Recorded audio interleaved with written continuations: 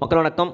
எதற்கெடுத்தாலும் பிரதமர் மோடி, மத்திய அரசு தான் காரணம் என்று முதல்வர் ஸ்டாலினும் துணை முதல்வர் உதயநிதி ஸ்டாலினும் அவர்கள் குறை கூறி கொண்டே இருக்கிறார்கள். தற்பொழுது டெல்டா மாவட்டத்தில் விவசாயிகள் கடுமையாக பாதிக்கப்பட்டிருக்கிறார்கள். நெல் கொள்முதலில் முறைகேடு நடந்திருக்கிறது. அதனால் பல லட்சம் டன் அளவுக்கு நெல்கள் பயிர்களாக முளைத்து நாசமாகி கொண்டிருக்கின்றன. இதற்கும் மத்திய உணவுத்துறையும் மத்திய அரசு தான் காரணம் என்று கை காட்டுகிறார்கள் உதயநிதி அவர்கள்.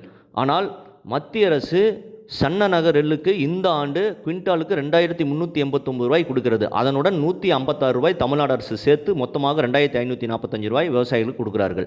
அதே போல் பெரிய ரக நெல்லுக்கு 2369 ரூபாய் மத்திய அரசு கூட 131 ரூபாய் கூட்டி 2500 ரூபாய் இவர்கள் விவசாயிகள் கொடுக்கிறார்கள். ஆனால் இந்த 2400 ரூபாய் பணம் எங்கிருந்து வருகிறது? மத்திய அரசிலிருந்து வருகிறது. கேட்டால் மத்திய அரசு எதுக்கும் நிதி கொடுக்க மாட்டேங்கிறது என்று சொல்கிறார்கள்.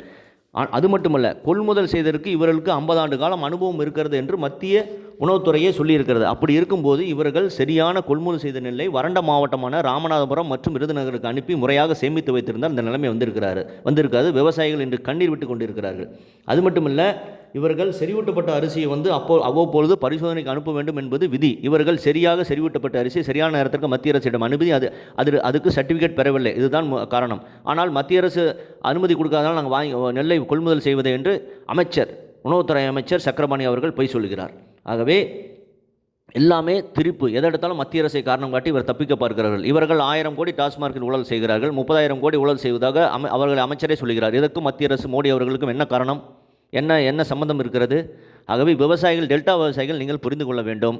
செறிவூட்டப்பட்ட அரிசியாக மாற்றுவதற்கு மாதம் 11 லட்சம் டன் அளவுக்கு மாற்றக்கூடிய அளவுக்கு தமிழ்நாடு உணவு வாணிப கழகத்துக்கு 21 ஆலைகள் இருக்கின்றன. அது மூலமாக இவர்கள் விரைந்து அது அரிசியாக மாற்றி விரைவாக சேமித்து வைத்திருக்க வேண்டும். அதையும் செய்யவில்லை. எதற்கெடுத்தாலும் மத்திய அரசை குறை கூறி சொல்லியிருக்கிறார்கள். பிரதமர் மோடி அவர்கள் தான் இந்தியாவிலே முதல் பிரதமர் விவசாயிக்கென்று ஒரு PM கிசான் என்ற திட்டத்தின் மூலம் வருடந்தோறும் 6000 ரூபாய் கொடுத்திருக்கிறார்கள். அதில் டெல்டா விவசாயிகளும் வாங்கி தான் கொண்டிருக்கிறீர்கள். ஆகவே திமுகவின் கம்யூனிஸ்டும் இனியும் டெல்டா மாவட்டத்தில் ஆதரிப்பதை விவசாயிகள் விட்டுவிடுங்கள். தயவு செய்து விவசாயிகளுக்கு நிறைய திட்டங்களை செய்து கொடுக்கிறார். பயிர் காப்பீடு போன்ற எத்தனையோ திட்டங்கள் மோடி செய்து கொண்டிருக்கிறார். இதெல்லாம் உங்களுக்கும் கண்கூடாவே தெரியும். ஆகவே 2026 தேர்தலில் ஒரு மாற்று சிந்தனையாக விவசாயிகளுக்காக ஆதரவாக இருக்கும் பிரதமர் மோடி அவர்களை ஆதரிக்க வேண்டும். அப்பொழுதுதான் விவசாயிகளுடைய வாழ்க்கையில் ஒரு நல்ல மறுமலர்ச்சி ஏற்படும் என்பதுதான் ஒரு விவசாயி மகனாக ஒரு எண்ணமாக நான் சொல்லிக் கொள்ளிருக்கிறேன். ஆகவே கண்டிப்பாக இனியாவது சிந்தித்து செயல்படுங்கள். நெல் மூட்டைகள் எல்லாம் பயிர்களாக பார்க்கும்போது கண்ணீர் வடிக்க தான் தோணுகிறது, கண்ணீர் வருகிறது.